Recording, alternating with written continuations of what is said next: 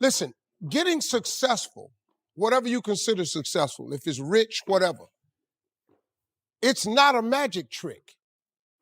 Your greatest victories, your greatest failures, but nevertheless, you must rise above it and you must conquer every obstacle that comes your way.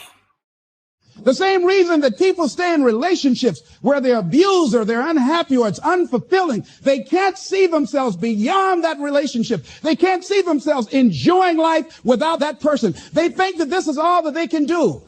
You have a say-so in that. You can decide to be rich, and with God's help, it's highly doable. But you first have to think it. The difference between successful people and non-successful people is here. I'm no better than none of y'all.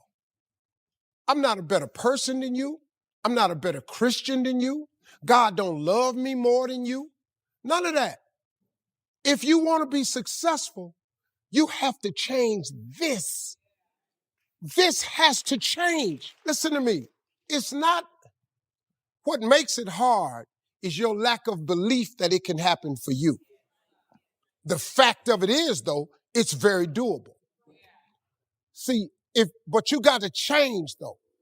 Are you strong enough? Are you willing enough? Do you have what it takes to do what's necessary to adapt and overcome? This is the moment that every living person that is at the start line is ready to cross the finish line. Along this journey, you will be pushed. You will be knocked down, but you don't stay down. You must rise up.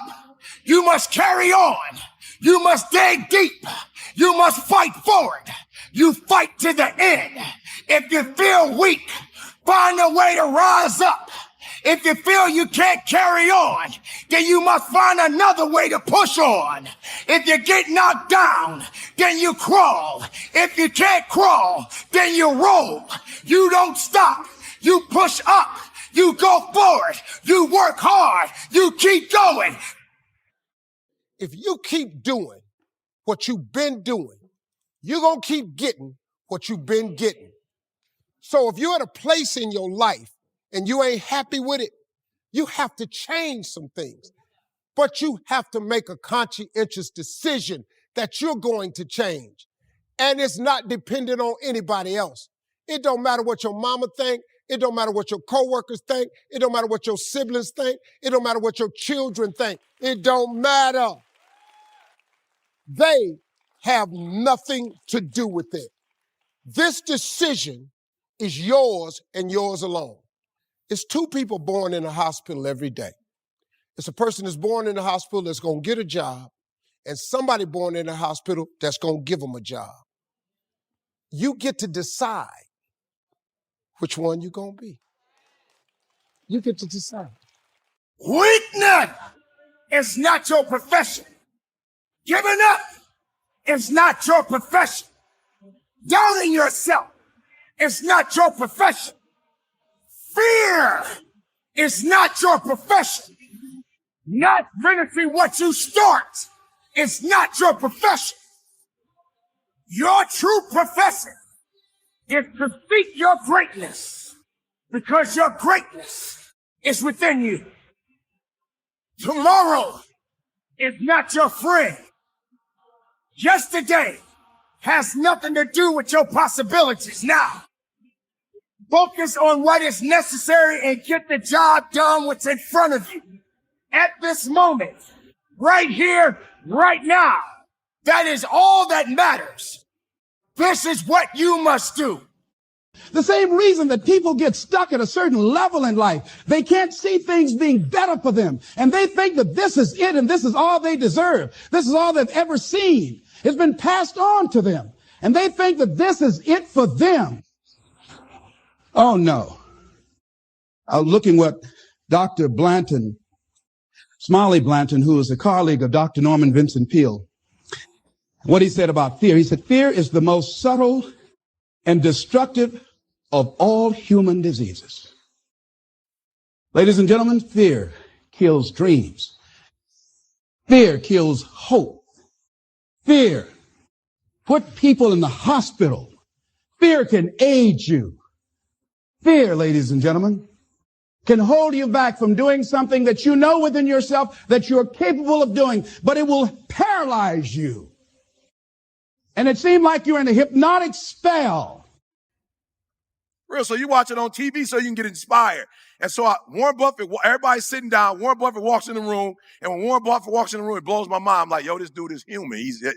I'm like, I've been seeing him all, like, you know what I'm saying? Like when you see celebrities, they always photoshopped. Like, you know what I'm saying? Like you see celebrities, it's like Oprah hair always intact on the thing. I ain't never seen Oprah hair out of tack on one of the, like her magazine.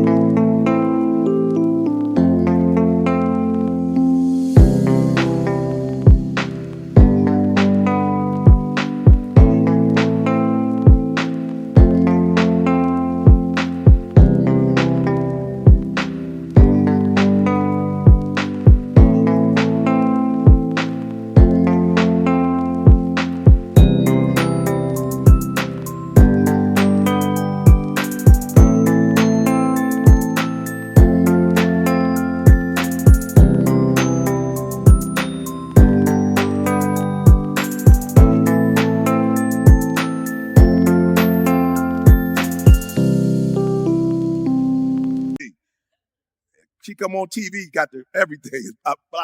Warren Buffett walked in, he wasn't on TV. He wasn't Photoshopped. He was human. No, I'm saying he was human. You could see like the skin color, you know what I'm saying? The blemish, like you could see it. He came in, he didn't have on a Pat Riley suit. Like he didn't come in with an Italian suit on. He came in with like a normal, I'm like, that's a normal suit. I'm like, that's Sears and Roebuck. I know Sears and Roebuck. That's a Sears and Roebuck suit. And I ask you a question, what is the benefit? What's the benefit of allowing fear to hold you back? What's the benefit of giving up on yourself, of not stepping out on life and taking life on? What is the benefit for you? What's the plus in that? It's one of the things I had to ask myself. So I didn't want to make any mistakes. I wanted everybody to like me. I wanted to be perfect the first time I did something. It's not going to happen. You're going to make some mistakes. You're going to hurt some folks' feelings. You're going to create some enemies whenever you decide that you want to begin to take life on. You've got to ask yourself, how long am I going to allow this to hold me back? I like what Zig Ziglar says. He said, fear is false evidence appearing real. That is an illusion that we create in our mind. It is a state of mind that can be changed. You know what's so crazy? He could wear a Sears and Roebuck suit because he was already one of the richest men in the world. He didn't have to come in and impress nobody. He didn't have to come in and prove that he was rich because we know he's rich. I'm like, what an amazing feeling. Like you can be your authentic self. Like.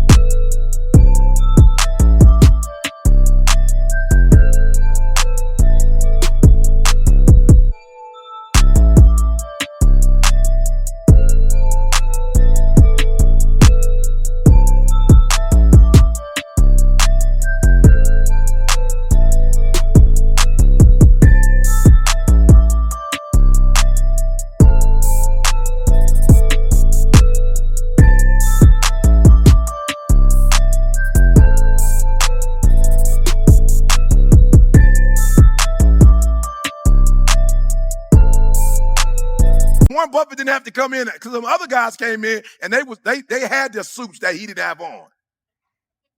And they had the $1 million watches that he didn't have on. And they had the shoes that he wasn't wearing. Come on.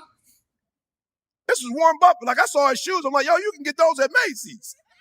I'm looking at my man like, them some Macy's shoes, right? Those not even like Gator, like you got to get them imported from Italy. I was like, matter of fact, I've seen those exact shoes at Macy's. He had a normal tie on. He didn't have it all the way up.